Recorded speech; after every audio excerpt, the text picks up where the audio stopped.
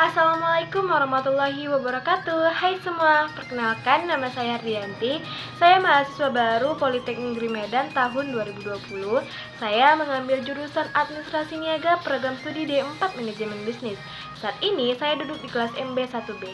Nah, pada kesempatan kali ini saya akan menjelaskan beberapa materi pengantar ilmu ekonomi, yaitu ada 3 poin, yaitu pertama, cara menghitung indeks harga konsumen atau IHK, yang kedua itu cara menghitung laju inflasi, dan yang terakhir yaitu bagaimana cara mengatasi inflasi. Nah, materi-materi ini akan saya jelaskan di video berikutnya. Nah, sebelum itu saya ingin mengucapkan terima kasih kepada Bapak Edi Syaputra Sitepu yang telah memberikan kesempatan saya untuk menjelaskan materi ini. Oke, kita lanjut di video berikutnya ya.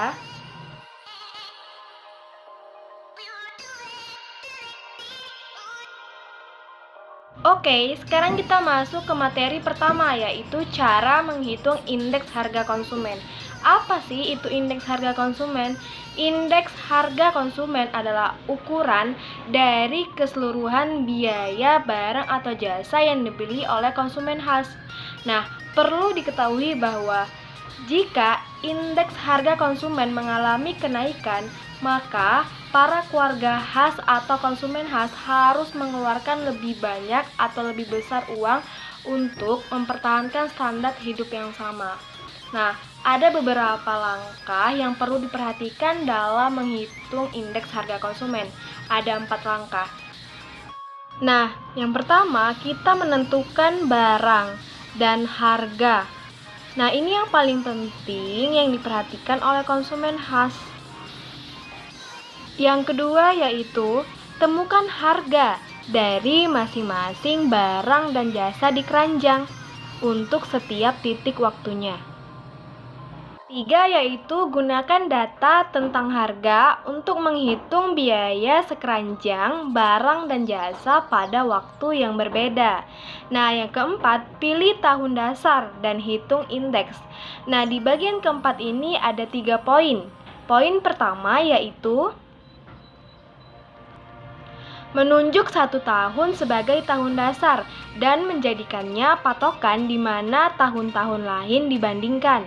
Nah, yang kedua, hitung harga indeks dengan membagikan harga keranjang dalam 1 tahun dengan harga di tahun dasar dan kemudian dikalikan dengan 100.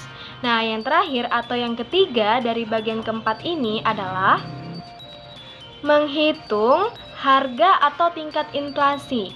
Tingkat inflasi adalah persentase perubahan harga dalam indeks dari periode-periode sebelumnya. Nah, itulah 4 hal yang harus diketahui dalam menghitung indeks harga konsumen. Nah, saya akan memberikan contoh cara menghitung indeks harga konsumen. Oke, langkah pertama yaitu survei konsumen untuk menentukan keranjang barang. Nah, di sini saya membuat 5 ayam goreng dan 4 nasi goreng atau fried chicken dan fried rice. Nah, langkah kedua yaitu temukan harga setiap barang di setiap tahunnya. Saya membuat tahun 2013, 2014, dan 2015, di mana pada tahun 2013 harga ayam goreng atau fried chicken $2 dan harga nasi goreng atau fried rice $3. Nah, pada tahun 2014 harga ayam goreng $3 dan harga nasi goreng $4.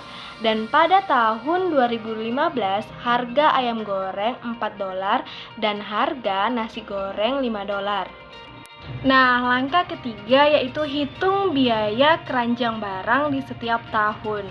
Nah, pada tahun 2013 harga ayam goreng $2 dikali keranjangnya. Keranjang ayam goreng 5 berarti 2 dikali 5. Ditambah harga nasi goreng $3 dikali isi keranjang nasi goreng 4 sama dengan $22. Nah, pada tahun 2014 harga ayam goreng naik menjadi $3 dikali isi keranjang ayam goreng tadi yaitu 5. Ditambah harga nasi goreng juga mengalami kenaikan yaitu 4. Ditambah isi keranjang nasi goreng 4. Hasilnya sama dengan $31. Nah, pada tahun 2015, ayam goreng juga mengalami kenaikan, yaitu 4 dolar, dikali isi keranjangnya yaitu 5. Ditambah harga nasi goreng yang mengalami kenaikan juga, yaitu 5, dikali isi keranjangnya 4, yaitu sama dengan hasil daripada tahun 2015, yaitu 40 dolar. Nah, langkah keempat yaitu pilih tahun sebagai tahun dasar. Nah, tahun dasar di sini yaitu tahun 2013. Kemudian, hitung indeks harga konsumen di setiap tahun. Nah, pada tahun 2013 tadi kan kita sudah dapat yaitu 22 dolar. Artinya 22 dolar dibagi 22 dolar dikali 100 hasilnya 100 dolar. Sedangkan pada tahun 2014 kita tadi mendapat 31 dolar. Artinya 31 dolar dibagi 22 dolar dikali 100 dan mendapatkan hasil 140,90 dolar. Dan pada tahun 2015 kita mendapatkan hasil 40 dolar. Baru kita bagi 22 dolar karena itu merupakan tahun dasar yang kita dapat pada tahun 2013. Dikali 100 hasilnya 181,81 dolar. Nah, kita lanjut ke langkah kelima, yaitu langkah terakhir, di mana kita menggunakan indeks harga konsumen untuk menghitung tingkat inflasi dari tahun sebelumnya. Nah, pada tahun 2014 kita mendapatkan hasil 140,90 dikurang hasil daripada tahun 2013 yaitu 100 dibagi hasil pada tahun 2013 yaitu dibagi 100, baru kita kali 100 dan hasilnya 40,9%. Nah, pada tahun 2015 kita mendapatkan hasil 181,81 dikurangkan hasil pada tahun sebelumnya yaitu tahun 2014. Hasil pada tahun 2014 yaitu 140,90 dibagi juga pada hasil tahun 2014 yaitu 140,90, baru kita kalikan 100 dan hasilnya yaitu 29%. Oke, sekarang kita masuk ke pembahasan yang kedua, yaitu cara menghitung laju inflasi. Nah, sebelumnya saya akan menjelaskan pengertian apa sih itu laju inflasi. Nah, laju inflasi itu adalah kenaikan atau penurunan inflasi dari periode ke periode ataupun dari tahun ke tahun. Nah, adapun rumus yang digunakan dalam mencari laju inflasi yaitu tingkat inflasi tahun sama dengan indeks harga konsumen 2 dikurang indeks harga konsumen pertama dibagi indeks harga konsumen pertama baru dikali 100. Nah, saya akan memberikan contohnya. Nah, di sini saya menghitung laju inflasi menggunakan indeks harga konsumen. Nah, di sini diketahui bahwa kita menghitung harga minyak lampu pada tahun 2008 antara sampai 2018. Nah, pada tahun 2008 harga minyak lampu Rp 3.000 per liter. Nah, pada tahun 2018 harga minyak lampu naik menjadi 8.000 per liter. Nah, hitunglah laju inflasi yang terjadi di sini. Nah, kita menggunakan rumus tadi, di mana indeks harga konsumen 2 dikurang indeks harga konsumen pertama dibagi indeks harga konsumen pertama dikali 100. Nah, indeks harga konsumen 2 yaitu pada tahun sekarang. Tahun kedua yaitu tahun 2018 yaitu 8.000 dikurang indeks harga konsumen pertama yaitu pada tahun awal tahun 2008 yaitu 3.000 dibagi indeks harga konsumen pertama yaitu 3.000 kan dikali 100. Nah, hasilnya yaitu 166,7%, sehingga dapat disimpulkan bahwa minyak lampu mengalami inflasi sebesar 166,7% dari tahun 2008 hingga tahun 2018. Secara rata-rata, minyak lampu mengalami inflasi 16,7% per tahun, sehingga minyak lampu mengalami inflasi sedang. Karena dalam kurun waktu 10 tahun, inflasi yang naik yaitu di atas 10%. Oke, sekarang kita masuk pembahasan yang ketiga, yaitu bagaimana cara mengatasi inflasi. Nah, sebelum itu saya akan menjelaskan apa itu inflasi. Nah, inflasi adalah kondisi di mana terjadi kenaikan barang atau jasa dalam suatu negara seiring dengan waktu, di mana kemampuan kita membeli barang akan menurun. ketika semula kita membeli barang seharga 5.000 contoh. Nah, belum tentu kita mendapatkan harga 5.000 untuk membeli barang tersebut pada tahun berikutnya. Nah, setelah pengertian inflasi tadi, saya juga akan menjelaskan jenis-jenis inflasi. Nah, jenis-jenis inflasi ada 4, yaitu inflasi ringan, sedang, tinggi, dan hiperinflasi. Di mana inflasi ringan yaitu kenaikan harga yang masih di bawah 10% per tahunnya. Sedangkan inflasi sedang yaitu kenaikan harga barang hingga 30% per tahunnya.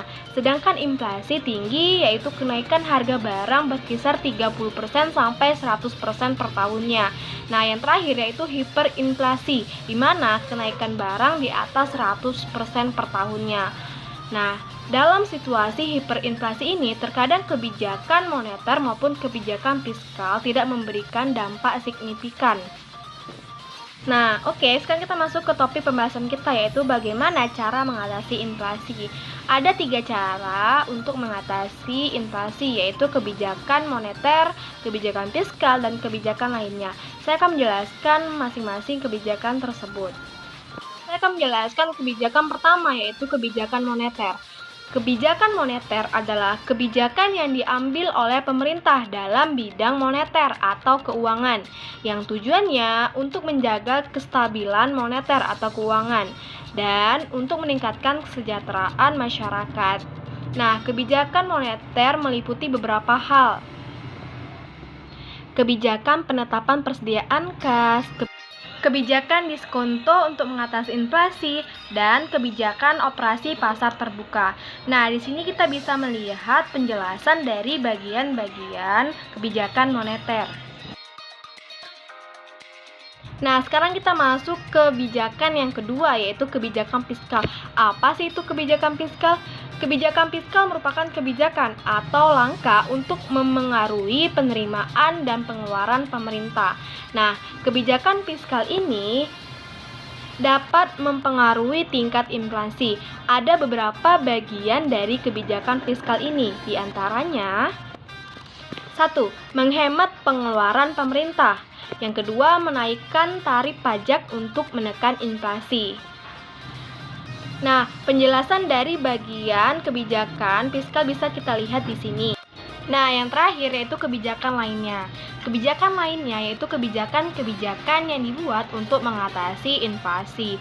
Kebijakan lainnya meliputi pertama, yaitu meningkatkan produksi atau menambah jumlah barang di suatu pasar. Nah, yang kedua yaitu menetapkan harga maksimum untuk jenis-jenis barang. Demikian video penjelasan dari saya. Semoga video ini bermanfaat dan dapat dimengerti. Mohon maaf jika ada terjadi kesalahan-kesalahan dalam penyampaian materi maupun pengucapan kata. Terima kasih. Wabillahi taufiq wal hidayah. Assalamualaikum warahmatullahi wabarakatuh.